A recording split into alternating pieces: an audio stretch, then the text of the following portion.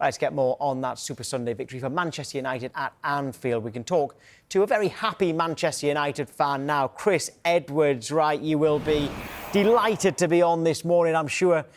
Chris, your first win at Anfield since 2016. I know it was a great result. What did you think of the performance?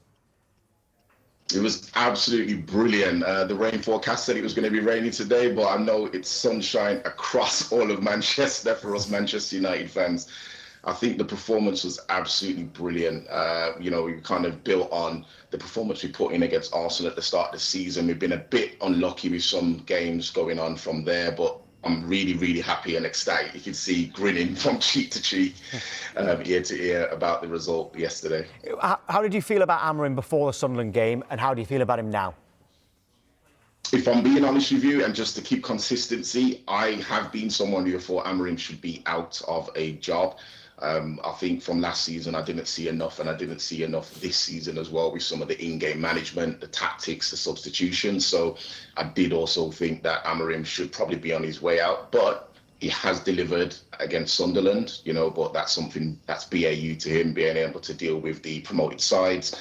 And again, against the top sides as well, he seems to have found a little bit of a niche there and led to us being only 3 points behind Man City. So, I guess at this point, Sir Jim's already given him the go-ahead to stay for up to his 3 years. So as a Manchester United fan, I always want the team to do well. So if they're backing Amorim, then I will support as much as I can and see what he can do for the rest of the season. Chris, I like how you was consistent with saying about Amorim that you wanted him out. But even like yesterday and Sunday, nobody was saying anything about the formation. I thought the way he dealt with that game was brilliant yesterday. Manchester United was superb.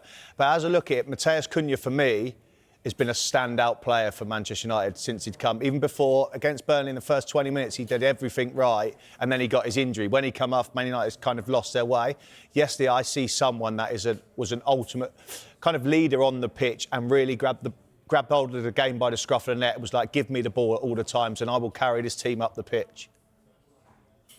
Yeah, he's that kind of Manchester United maverick, that person that has a bit of that je ne sais quoi, that bit of skill and kind of effervescence to him. So I really like Cunha. I do think that in the first half, it was a little bit more quieter because he was playing in the kind of false nine position. But when you get him into his normal, more natural position on the left side of the 10, we actually saw him get back into his own, get back into his rhythm, demand the ball, as you've said, and kind of just really thrust it at the heart of Liverpool's defence. So, yeah, really, really happy with Cunha's signing and how he's been playing. How devastated would you be if after beating Liverpool away, you go and lose against Brighton on Saturday, it is, at home?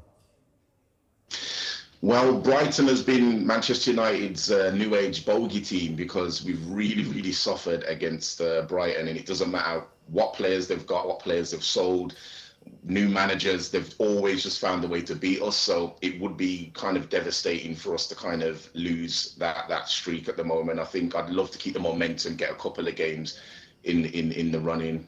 United Strand, I believe, needs to cut his hair. So he needs to get to the 5-game win streak so he can cut his hair. So, yeah, I think we need to kind of just keep the momentum going, keep the buoyancy in the fans and kind of keep the morale high with the players. Chris, on it as well, I think it's gone over under the radar. Well, not to say under the radar. He scored the match winner yesterday, but it was a lot of talk about the game. People were surprised that Harry Maguire was starting over Lenny Yoro, etc. The manager put him in because that's what he wanted to do. He went and scored the winner. For me, it just shows how well he's dealt with the whole scenario of being at Manchester United, because he has been the scapegoat.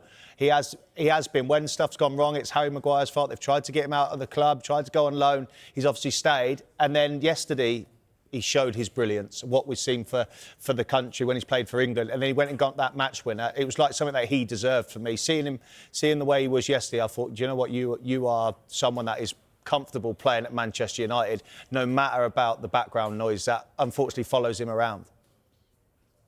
Yeah, I've got to admit, again, Harry Maguire was someone that I also thought was on his way out. I think all of us were in unison in that thought process as well, because there was a bit of rumbling from the bad situation that happened before. I won't reference too much on that, but he's really, really turned it around and really shown that he's willing to be here, willing to fight and kind of show the grit that you need to be a Manchester United player. So I think the way that we're using him now, and specifically in the last year or so, has really shown and elevated his strengths. And I think Amorim, I've got to give him a round of applause in regards to how he used him yesterday. I also thought Euro should have started just to kind of give us a little bit more pace, but Amorim was a bit more in control of course, the tactics he was using, and because we were kind of relying a little bit more on the long ball system as opposed to playing out from the back, he knew that he needed someone with a bit more experience, a bit more ability in the air, just to kind of combat any kind of counter-attacks Liverpool might have over the top of our midfield. So, yeah, he's done absolutely brilliantly, and Harry Maguire, hats off to you. A quick one to end with, Chris. We're asking everybody if Manchester United can finish in the top 6. If you think they can, why can't they finish top 5 and potentially get Champions League?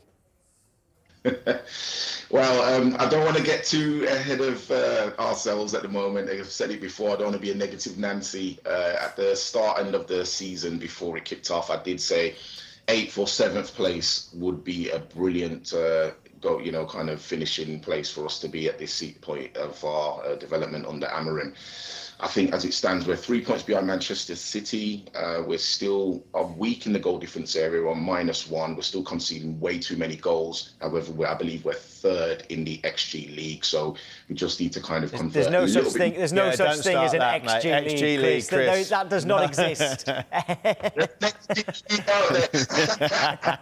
There's no trophies for XG, Chris. Chris, I know you're very, very happy today. You're gonna enjoy that win for a long time. Well done. Thanks for coming on.